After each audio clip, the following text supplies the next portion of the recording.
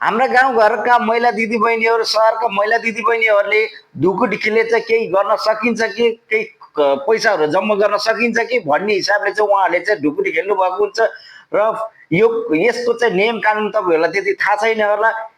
फोकटमा तपाईँ चाहिँ 9 वर्ष जेल बस्नुको लागि यसको बारेमा चाहिँ एकदम स्पष्टसँग यो भिडियोमा देखाएको छ र यो भिडियोमा चाहिँ भनेको छ। एकचोटि यो भिडियो सुन्नु होला है त। ढुकुटी खेल्नेलाई 9 वर्षसम्म कैद सजाय हुन सक्छ। हजुर सामान्यतः साथीभाइ आफन्त मिलेर सानो सानो हजुर रकम जोडेर ठुलो रकम बनाएर पालै पिलो त्यो रकम चलाउने चलनलाई चाहिँ हजुर हामी ढुकुटी या ढुकु भन्छौँ।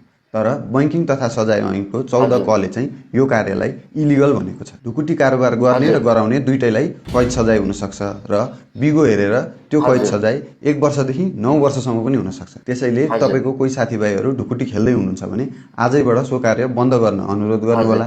And as always follow for more. पक्कै नै साथीहरूले तपाईँले चाहिँ यो भिडियो हेरिसक्नुभयो होला है। ल हेर्नु, ढुकुटी भनेको एकदमै इलिगल रहेछ। यो कुरा तपाईँहरूलाई पनि थाहा छैन होला होइन।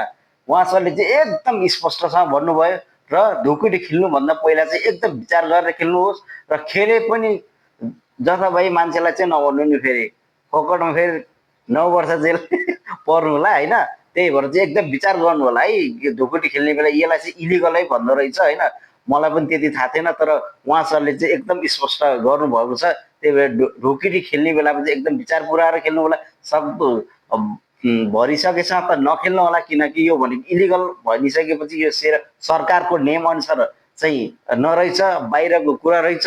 सकभर चाहिँ नखेल्नु होला तर खेल्नु भयो भने एकदमै ध्यान पुऱ्याएर चाहिँ खेल्नु होला होइन। गाह्रो छ हेर्नुहोस्, फोकटमा फेरि 1 वर्षदेखि 9 वर्षसम्म जेल पर्नु पर्ला र विचार गर्नु होला है।